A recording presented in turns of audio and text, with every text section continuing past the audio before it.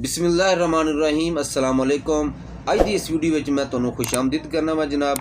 अज असी एक ऐसी मर्ज़ के मुतलक गुफ्तगू करांगे जनाब कि जिहड़ी ना सौन देंदी है ना रोन देंदी है।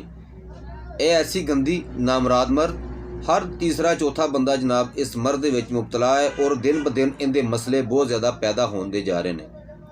बहुत सारे हुक्मा हज़रात इस इनके बारे नुस्खा जात भी शेयर कर चुके हैं और अपने प्रैक्टिकल नुस्खे उन्होंने शेयर किए हैं तो लोग उन्होंने कोलों अदवायात भी इस्तेमाल करते हैं, मगर उस दे बावजूद भी कुछ लोग ऐसे ने रह जाते हैं जिन्होंने फिर भी ये शिकायत रहिंदियां ने कि साडी मर्ज़ जनाब नहीं जाती, क्योंकि कब्ज़ 70 बीमारियों की जड़ है और जो कब्ज़ पैदा हो उस तो बाद जनाब डायरैक्ट सीधी बवासीर की अलामत बनती है।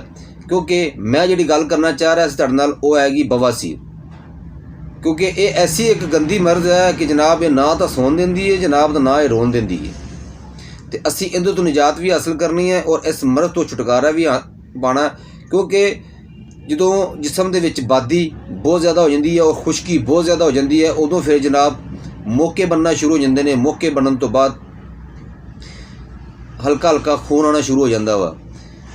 मैं जिहड़ा तुहाडे नाल नुस्खा शेयर करांगा इंशाअल्लाह ताला, ये जनाब बादी वास्ते भी, मौक़ियां वास्ते भी और खूनी वास्ते, ये तिन्ना अलामतां दे उत्ते जनाब एक काम करेगा। और सिर्फ 2 चीज़ां होणगियां जनाब, इंशाअल्लाह ताला तुहानूं हर पंसार की दुकान तो बड़ी आसानी नाल मिल जाणगियां।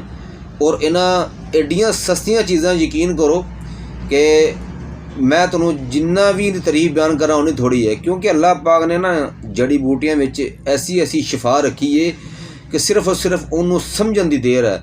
और जो सानू किसी भी जड़ी बूटी की अफादियत मालूम हो जाए ना, फिर जनाब सानू उस जड़ी बूटी नूं घुट के फड़ लेना चाहिए और उन्होंने इस्तेमाल करते रहना चाहिए वक्तन फवक्तन, ताकि साडे जिस्म के नज़दीक बीमारी ना कोई आवे और ना ही सानू कोई छेती लगे।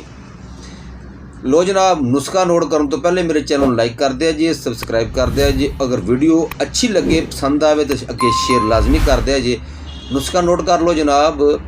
तुसी जनाब रीठे लेने जनाब 50 ग्राम, और तुसी सब्ज़ काई जिन्हों हीरा कसीस भी कहते हैं जनाब, ये लैनी है जनाब 20 ग्राम। रीठे जिहड़े 50 ग्राम तुसी लैने ने, ये गिटकां कढ़ के तुसी 50 ग्राम लैने ने, इन्हों चंगी तरह कुट लेना वा। सब्ज़ काई नूं जनाब इहदे विच पा के ते चंगी तरह पाउडर कर लेना वा। अगर तुसी इहदा गोली बना के इस्तेमाल करना पसंद करो तां भी ठीक है। अगर तुसी 00 दा कैप्सूल भर के एक कैप्सूल सुबह खाना और एक कैप्सूल शाम नूं खाना, 15 दिन मुसलसल खाना, इंशाअल्लाह 15 दिन मुसलसल इस्तेमाल करन दे नाल जनाब बवासीर दियां तीनों अलामतां अल्लाह पाक दे फजलो करम नाल जनाब इनदे खत्म हो जाणगियां और दोबारा जिंदगी दे विच इंशाअल्लाह ताला बवासीर दी शिकायत नहीं होएगी।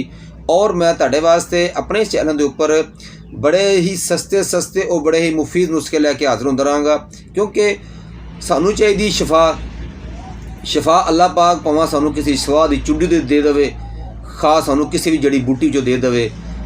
क्योंकि इस तरक्की याफ्ता दौर दे विच तकरीबन बहुत ज़्यादा तबका मर्ज़ां की वजह तो परेशान है और इन्ने नुस्खे जात इस्तेमाल करते हैं कि समझ ही नहीं आती कि असी जनाब केड़ा नुस्खा इस्तेमाल करिए, और कशमकश के जनाब वो बेचारे परेशान रहते हैं। तो सस्ते जनाब तुहाडे वास्ते नुस्खे लैके आवांगे इंशाअल्लाह ताला, इन्होंने बना के इस्तेमाल करें और इन्हां तो फायदा हासिल करो।